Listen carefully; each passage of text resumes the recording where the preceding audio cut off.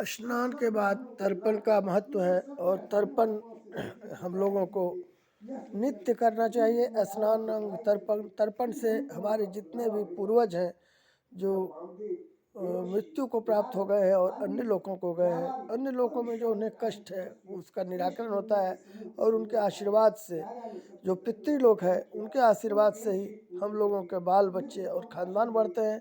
इसलिए स्नानांग के बाद तर्पण अवश्य करना चाहिए। नहाने के बाद जो है तर्पण करने का विधान है। गंगादि तीर्थों में स्नान के पश्चात स्नानांग तर्पण करें। संध्या के पहले इसका करना आवश्यक माना गया है। यही कारण है कि अशौच में भी इसका निषेध नहीं होता। यदि अशौच है तो भी इसका निषेध नहीं था। जीवित पितरों के लिए भी यह विहित है। जो इसका पिताजी जीवित हैं उसके लिए भी यह इसे अवश्य ही करना चाहिए। जीवित पितरों के लिए केवल इसका अंतिम अंश त्याज्य होता है, जिसमें पिता का नाम लेके तर्पण होता है वो त्याज्य होता है। जो जिंदा है उसको तर्पण नहीं होगा, जो मृत्यु को प्राप्त हुए उनका तर्पण होगा, जिसका आगे कोष्टक में निर्देश कर दिया गया है। इसमें तिलक जल से ही किया जाता है। बाएं हाथ में जल लेकर दाहिने अंगूठे से ऊर्ध्वपुंड कर ले। बाएं हाथ में जल लेकर दाहिना अंगूठा से ऊर्ध्वपुंड जो है जल से ही कर लेना चाहिए। तदंतर 3 अंगुलियों से त्रिपुंड करें। जलांजलि देने की रीति यह है कि दोनों हाथों को सटाकर अंजलि बना दे। इसमें जल भरकर गौ के सिंग जितना ऊंचा उठाकर जल में ही अंजलि छोड़ दे। इसमें देव, ऋषि, पितर एवं अपने पिता, पितामह आदि का तर्पण होता है। देव तर्पण इसे 100 पैतृक भी करे। सभ्य होकर पूरब की ओर मुँह करके अंगूठे को बाएं कंधे पर रखकर देव तीर्थ से मंत्र पढ़कर एक एक जलांजलि दे। ओम ब्रह्मादयो देवाः तृप्यन्ताम्। ओम भूः देवाः तृप्यन्ताम्। ओम भुवः देवाः तृप्यन्ताम्। ओम श्वः देवाः तृप्यन्ताम्। ओम भूर्भुवः श्वः देवाः तृप्यन्ताम्। इस तरह देवताओं का तर्पण करना चाहिए। इसके बाद ऋषि तर्पण का विधान है। इसे स्वपैतृक भी करे। उत्तर की ओर मुंह करके निविति होकर जनेऊ को माला की तरह गले में पहनकर और गमछे को भी माला की तरह लटकाकर प्रजापति तीर्थ से 2-2 जलांजलि जल में छोड़े। ओम सनकादयो मनुष्याः तृप्यन्ताम्। ओम भूः ऋषयः तृप्यन्ताम्। ओम भुवः ऋषयः तृप्यन्ताम्। ओम श्वः ऋषयः तृप्यन्ताम्। ओम भूर्भुवः स्वः ऋषयः तृप्यन्ताम्। ओम सनकादयो मनुष्याः तृप्यन्ताम्। ओम भूः ऋषयः तृप्यन्ताम्। ओम भुवः ऋषयः तृप्यन्ताम्। ओम श्वः ऋषयः तृप्यन्ताम्। ओम भूर्भुवः स्वः ऋषयः तृप्यन्ताम्। इसके बाद पितृतर्पण का विधान है। सौपैतृक इसका कुछ अंश करे। दक्षिण की ओर मुड़कर अपसभ्य होकर जनेऊ को दाहिने कंधे और बाएं हाथ के नीचे कर गमछे को भी दाहिने कंधे पर रखकर पितृतीर्थ से 3-3 जलांजलि दी। सौपैतृक जनेऊ को केवल पहुंचे तक ही रखे, बाएं हाथ के नीचे नौकरे। प्राचीनावीति त्वा प्रकोष्ठात आचार्य। इसमें 3-3 बार करना है। ओम कव्यावाड नलादयः पितरः तृप्यन्ताम्। ओम कव्यावाड नलादयः पितरः तृप्यन्ताम्।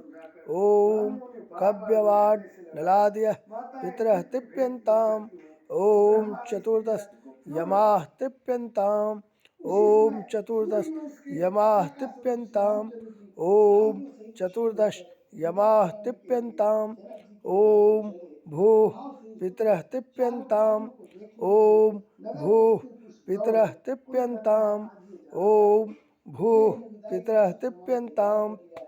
ओम भुवः पितरः तृप्यन्ताम्। ओम भुवः पितरः तृप्यन्ताम्। ओम भुवः पितरः तृप्यन्ताम्। ओम श्वः पितरः तृप्यन्ताम्। ओम श्वः पितरः तृप्यन्ताम्। ओम श्वः पितरः तृप्यन्ताम्। ओम भूर्भुवः श्वः पितरः तृप्यन्ताम्। ओम भूर्भुवः स्वः पितरः तृप्यन्ताम्। ओम भूर्भुवः स्वः पितरः तृप्यन्ताम्। इसके आगे का कहते जिनके पिता जीवित हैं उसे नहीं करना चाहिए। ओम वत्स गोत्रो उत्पन्ना अस्मत् पितृ पितामह प्रपितामह तृप्यन्ताम्। ओम वत्स गोत्रो उत्पन्ना अस्मत् पितृ पितामह प्रपितामह तृप्यन्ताम्। ओम वत्स गोत्र उत्पन्न अस्मत् पितृ पितामह प्रपितामह तृप्यन्ताम्। ओम वत्स गोत्रो उत्पन्ना अस्मत् पितृ पितामह प्रपितामह तृप्यन्ताम्।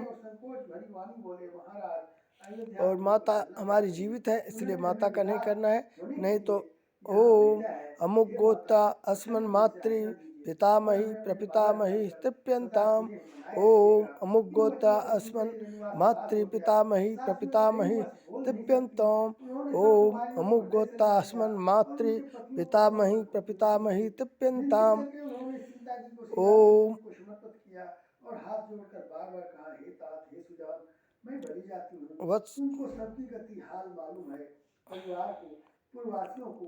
अमुक गोता अस्मन् मातामह प्रमातामह वृद्ध प्रमातामह सपत्निका तृप्यन्ताम्। ओम अमुक गोता अस्मन् मातामह प्रमातामह वृद्ध प्रमातामह सपत्निका तृप्यन्ताम्। ओम अमुक गोता अस्मन् मातामह प्रमातामह वृद्ध प्रमातामह सपत्निका तृप्यन्ताम्। ओम ब्रह्मादि स्तंभ पर्यन्तं जगत् तृप्यन्ताम्। ओम ब्रह्मादि स्तंभ पर्यन्तं जगत् तृप्यन्ताम्। ओम ब्रह्मादि स्तंभ पर्यन्तं जगत् तृप्यन्ताम्। इसके बाद तट के पास आकर जल में स्थित होकर भूमि पर एक जलांजलि दे, जिसका मंत्र यह है, अग्नि दग्धाश्च ये जीवा ये अपि अदग्धा कुले ममो भूमो दत्तेन तोयेनो तृप्तायान्तु परांगतिम्। लता गुल्मेषु वृक्षेषु पितरो ये व्यवस्थिताः ते सर्वे तृप्तिमायान्तु मेवोत्सिष्टे शिखोदके। द्वौ हस्तौ युग्मतः कृत्वा पूरयेत् उद्यकाञ्जलिं गोसिंहमात्रम् उद्धृत्य जलमध्ये जलं क्षिपेत्। माधवी में यम स्मृति आचार स्मृति पृष्ठ संख्या 31 में। देवान् ऋषीन् पितृगणान् स्वपितृश्चापि तर्पयेत्। ब्रह्मवैवर्त पुराण। आब्रह्मस्तंभ पर्यन्तं जगतः तृप्यन्त्विति क्रमात् जलाञ्जलित्रयं दद्यात् एतत् संक्षेपतर्पणम्। इदं जलस्थेनैव कार्यम। सुमंतु ने कहा कि गीले वस्त्र से भूमि पर आकर जो जलांजलि देता है उसको वह जलांजलि मृत व्यक्ति को नहीं मिलती, फिर विवश होकर बेचारे को केवल वस्त्र के जल का ही सहारा रह जाता है।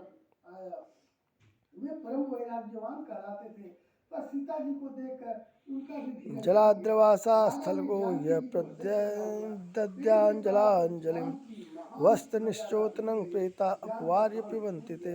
सब बुद्धिमान मंत्री उन्हें समझाते हैं। तब राजा ने विषाद करने का समय न जानकर विचार किया, बारंबार पुत्रियों को हृदय से लगाकर तर्पण के बाद का कृत्य। अब उपवीति होकर जनेऊ को बाएं कंधे पर और दाहिने हाथ के नीचे कर आचमन करे और बाहर एक अंजलि यक्ष्मा को दे। यन मया दुष्टं तोयं शारीरं मल संभवं तस्य पापस्य शुद्ध्यर्थं यक्ष्मानं तर्पयाम्यहम्। विश्वामित्र स्मृति पुराण 1 अध्याय 84वां श्लोक। जीवित पितृ वस्त्र निचोड़कर संध्या करने बैठे, किंतु जिन्हें तर्पण करना है वे भी वस्त्र को न निचोड़े, तर्पण के बाद निचोड़े। स्नान के बाद यदि देह न पोछी जाए, जल को यूं ही सूखने दिया जाए तो अधिक अच्छा है, क्योंकि सिर से टपकने वाले जल को देवता, मुख भाग से टपकने वाले जल को पितर, बीच वाले भाग से टपकने वाले जल को गंधर्व और नीचे से गिरने वाले जल को सभी जंतु पीते हैं। यदि शक्ति न हो तो गीले अथवा धोए गमछे से पोंछकर सूखा वस्त्र पहने। गंगा आदि तीर्थों में स्नान करने पर शरीर न पोंछने का विशेष ध्यान रखना चाहिए। अन्य स्थलों पर कुछ क्षण रुककर गमछे से शरीर पोंछ सकते हैं। स्नान के बाद गीले वस्त्र से मलमूत्र न करें। स्नानं तर्पणं कृत्वा यक्षिणे जलम् आहरेत्, अन्यथा कुर्ते यस्तु स्नानं तस्या फलं भवेत्। निष्पीड्य स्नान वस्त्रं तु पश्चात् संध्यां समाचरेत्, अन्यथा कुर्ते यस्तु स्नानं तस्या फलं भवेत्। विद्यमनु आचार्य पृष्ठ संख्या 39। सौनक स्नानार्थम उपगच्छन्तं देवा पित्ते गणैः सह वायुभूतास्तु गच्छन्ति तुषार्ताः सलिलार्थन निरासा पितरो यान्ति वस्त्रनिष्पीडने कृते तस्मान्न प्रीडयेत् वस्त्रं कृत्वा पित्ते तर्पणं पाराशर पिबन्ति शिशो देवा पिबन्ति पितरो मुखात् मध्यतः सर्वगन्धर्वा अधस्तात् सर्वजन्तवः तस्मात् स्नातो न निमृज्यात् स्नानाशाट्या न पाणिना तिस्सा कोट्यर्घकोटि च यावन्त्यः अङ्गरुहानि वै वसन्ति सर्वतीर्थानि तस्मात् न परिमार्जेत गोविल। इस तरह करके तर्पण नित्य करनी है, तर्पण नित्य करना चाहिए।